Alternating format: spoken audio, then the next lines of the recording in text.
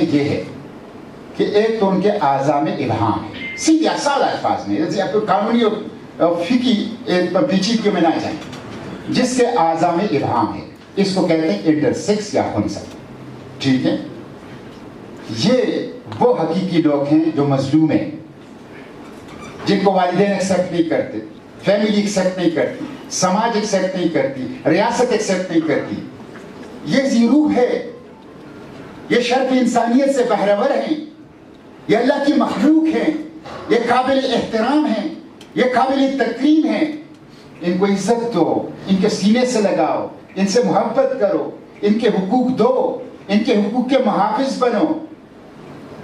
یہ انٹرسیکس جن کے اعضاء میں، اس لیے کہ اللہ نے ان کو پیدا کیا ہے، ان کی کوئی گناہ کوئی غلطی نہیں ہے، یہ اللہ کی طرف سے امتحان ہے، ان کے لیے بھی، والدین کے لیے بھی، معاشرے اور ریاست کے لیے بھی امتحان ہے اللہ کی طرف سے. جس طرح ایک بندہ معذور ہوتا ہے کسی جنس، کسی اندام سے، کسی عضو سے، تو وہ امتحان ہے اس کے لیے. اسی طرح اور اپنے بعد اسی طرح یہ امتحان ہے معاشرے کا بھی، ریاست کا بھی، خاندان کا بھی، اس فرد کا بھی. تو ایک یہ انٹرسیکس، یہ ٹھیک ہے، میں نے اس کو رہنے دیا کہ یہ ٹھیک ہے. دوسرا کہتے ہیں وہ شخص ہے جو پورا مرد پیدا ہوا ہے، مرد ہے لیکن اس نے خود کوئی دوائی کھائی یا اپنے اندام بگاڑ لیے، مرد ہے پورا، یا کسی نے دوائی دی یا اس کے اندام بگاڑ لیے، یا کوئی ایکسیڈنٹ ہوا اور اس کے اندام بگڑ گئے، تو کہتے ہیں یہ بھی ٹرانسجینڈر ہے. بھائی وہ پورا مرد ہے، فزیکلی مرد ہے، ہو سکتا ہے اس کے بچے بھی ہوں اور بچوں کے بعد اس کے ساتھ یہ کوئی واقعہ ہو جائے، اور پورا مرد ہے، اس کے احساسات، اس کے جذبات، اس کی فزیک پورے مرد ہوگی. یہ کہتے ہیں ٹرانسجینڈر. پھر کہتے ہیں تیسرا ٹرانسجینڈر ہو ہے جو بالکل واضح طور پر مرد اور عورت ہے، لڑکا لڑکی ہے، واضح کوئی ابہام نہیں. لیکن جب وہ بڑا ہو گیا تو اس کے دماغ میں یہ خیال آیا کہ بھائی میں وہ نہیں ہوں جو مجھے والدین نے پیدائش کے وقت صنف یا جنس الاٹ کیا تھا. مثلا اگر والدین نے ان کو لڑکی ڈکلیئر کیا تھا تو ان کو یہ خیالات آنے لگے کہ میں تو لڑکا ہوں. اس کے کپڑے، اس کے عادات اطوار، اس کا اٹھنا بیٹھنا، اس کے باتوں کا انداز، اس کی فیلنگز، اس کے احساسات، اس کے ایکسپریشن، اس کے اظہار، وہ اس جنس کے الٹ ہیں جو ماں باپ نے اس کو.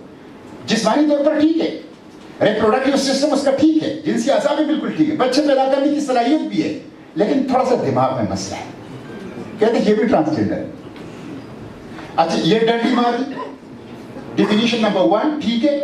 ڈیفینیشن نمبر 2 میں ڈنڈی ماری پورے مرد کو ٹرانسجینڈر جو کہ ایکسیڈنٹ یا کیسٹریشن یا کسی وجہ سے، اور دوسرے میں تو پورا مرد پورے عورت، اس کے ساتھ کوئی مسئلہ نہیں ہو، فزیکلی پورا ٹھیک ہے، سب کچھ اس کی ٹھیک ہے، بس اس کا دماغ میں تو یہ بھی ٹرانسجینڈر. اچھا یہ ڈنڈا یہ مار، اب دوسری ڈنڈی کہاں ماری؟ اس کے بعد کہتے ہیں یہ ٹرانسجینڈر ہے. اب اس ٹرانسجینڈر کو سیلف پرسیوڈ جینڈر آئیڈینٹی، اپنی مرضی کی صنفی شناخت اختیار کرنے کی اجازت. یہ جائے گا نادرا کے ساتھ کھڑا ہوگا اور اسے کہے گا کہ بھائی میں تو ٹرانسجینڈر ہوں، مجھے ٹرانسجینڈر کا، یا میں میل ہوں یا میں فیمیل ہوں، مجھے شناختی کارڈ تو وہ دے گا. تو آپ نے ایک تو پورے مرد اور پوری عورت کو ٹرانسجینڈر ڈکلیئر کیا، پھر اس کو اپنی مرضی کی صنفی شناخت اختیار کرنے کی اجازت دی، اور اس کے ذریعے سے آپ نے اسلام کا جو پورا نظام ہے اس کے اوپر ایک نقب لگائی. تو یہ دوسری چیز جو ہے اس میں اپنی. اب یہ دیکھیں کہ ایک شخص جو ڈیفینیشن نمبر 3 تاریخ نمبر 3 میں نے آپ کو بتایا کہ پورا مرد ہے پوری عورت ہے، اس کا سائیکولوجیکل ڈس آرڈر ہے یا جینڈر ڈسپوریا ہے یا نفسیاتی مسئلہ ہے، تو بھائی اس کا علاج کرو. وہ کل کہیں گا کہ بھائی میں انسان نہیں ہوں، میں بکری ہوں، تو تم اسے بکری تسلیم کر لو گے، یا میں بھیڑ ہوں. یا وہ کہے گا کہ یار مجھے لگتا ہے کہ میرا ہاتھ نہیں ہے، تو یہ ہاتھ میرا کاٹ لو. سیلف پرسیوڈ جینڈر آئیڈینٹی، یہ کیا ہوتا ہے؟ یہ کہیں نہیں ہے، یہ کہیں نہیں ہے. تو یہ جو ہیں انہوں نے یہ اس میں وہ کری. اب جو یہ قانون بن رہا تھا ڈاکٹر آصف صاحب میں آپ کی معلومات کے لیے کہوں، اسٹینڈنگ کمیٹی میں، سینٹ کی اسٹینڈنگ کمیٹی میں واضح طور پر حکومت پاکستان نے تسلیم کیا کہ جب یہ قانون بن رہا تھا ہم نے اسلامی نظریاتی کونسل سے کوئی رائے نہیں لی گئی.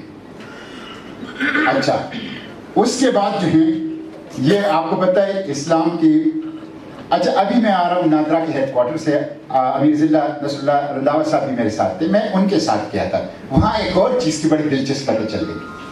نادرا کے جتنے بھی کنسرن آپریشنل ڈائریکٹرز ہیں 3-4 وہ بیٹھے تھے، ان کے ساتھ میں نے میٹنگ کی.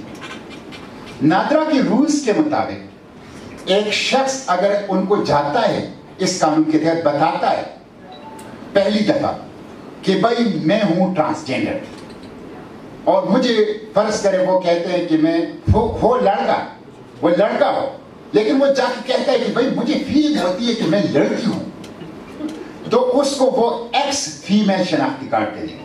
ٹرانسجینڈر کا شناختی کارڈ جو ہوتا ہے ایکس فیمیل.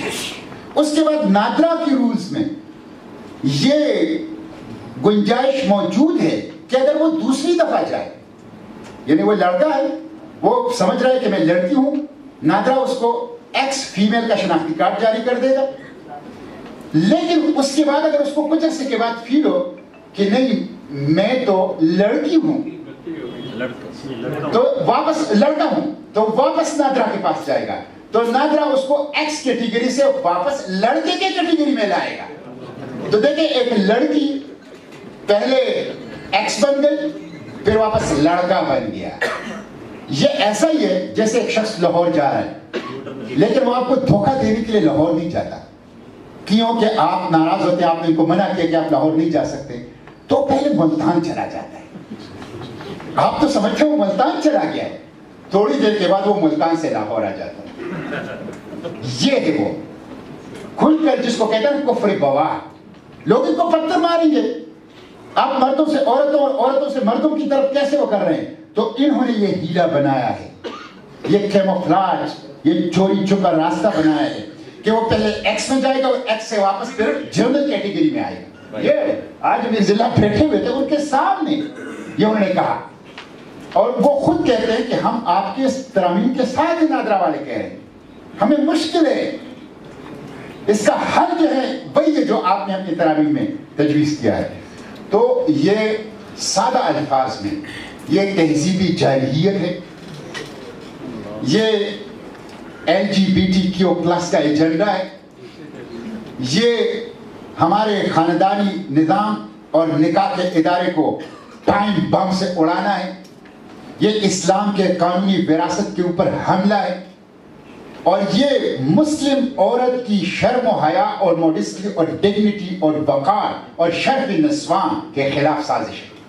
آپ دیکھیں اس میں لکھا گیا ہے کہ ایکس جو اس کے پاس اگر وہ ٹرانسجینڈر فیمیل ہے تو وہ فیمیل کے لیے مختص تمام مقامات پہ جا سکتا ہے، یعنی واش رومز، پولنگ اسٹیشنز، ہسپتال کے وارڈ، تعلیمی ادارے، سوئمنگ پولز، ایسے تمام جگہ جو خواتین کے لیے مختص ہیں، وہاں اگر ایکس فیمیل کا شناختی کارڈ کسی مرد کے پاس ہے تو وہ جا سکتا ہے. اور آپ دیکھیں جب آپ ان سے کہتے ہیں یہ پورا ایکٹ ازدواجی تعلق پر خاموش ہے، یہ کثر خاموش ہے، یہ ایسا نہیں ہے. کہتے ہیں جواب سے کہ کہتے ہیں ایکس والے تو شادی نہیں کرتے. بائی ڈیفینیشن نمبر 3 میں ایک شخص پوری مرد ہے اور پوری عورت ہے لیکن اس کا دماغ کا مسئلہ ہے، اس کے اعضاء بالکل صحیح سلامت ہیں، تو آپ کہتے ہیں شادی نہیں، تو وہ کیا کرے گا؟ وہ پورا مرد ہے، وہ پوری عورت ہے، اس کی رجحان میلانات موجود ہے، اس کے اعضاء پوری طور پہ کام کر رہے ہیں، اور آپ نے اس کو ایکس کارڈ جاری کر دیا تو شادی تو اس کے آپ نے اس ایکٹ میں لکھا ہے کہ اس کو تمام فنڈامنٹل رائٹ حاصل ہوں گے، تو فنڈامنٹل رائٹ میں تو شادی بھی ہے. آپ نے کئی دن لکھا ہے کہ شادی نہیں کرے گا. اور دوسری بات یہ کہ فرض کرے شادی نہیں کرے گا تو کیا کرے گا؟ یہ تو آپ نے دوسرا راستہ کھول دیا بے حیائی کا. تو یہ جو ہیں بالکل ایک اسلام کے اوپر حملہ ہے. اور انٹرسیکس میں پھر کہتا ہوں، مجھے خود اس طبقے کو دیکھ کے میرا دل کڑتا ہے.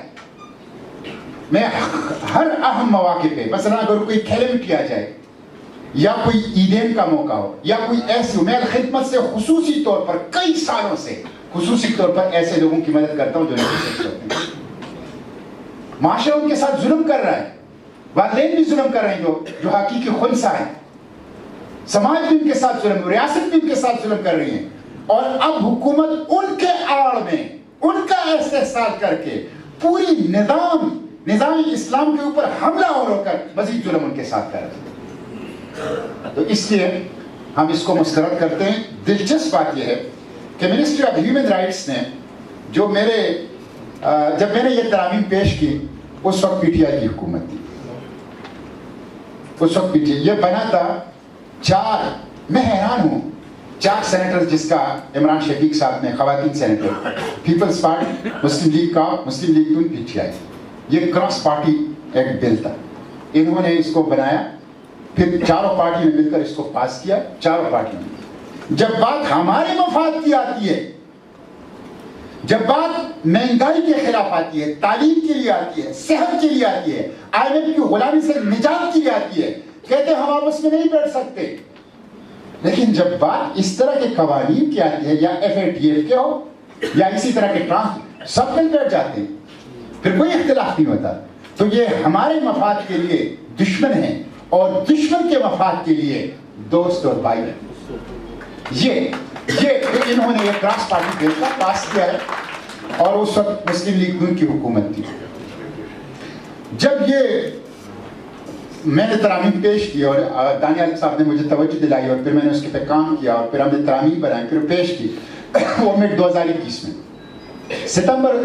نومبر 2021 میں نے سینٹ کے فلور پر پیش کی, اور میں نے اس موقع پر سینٹ میں ایک تقریر بھی کی.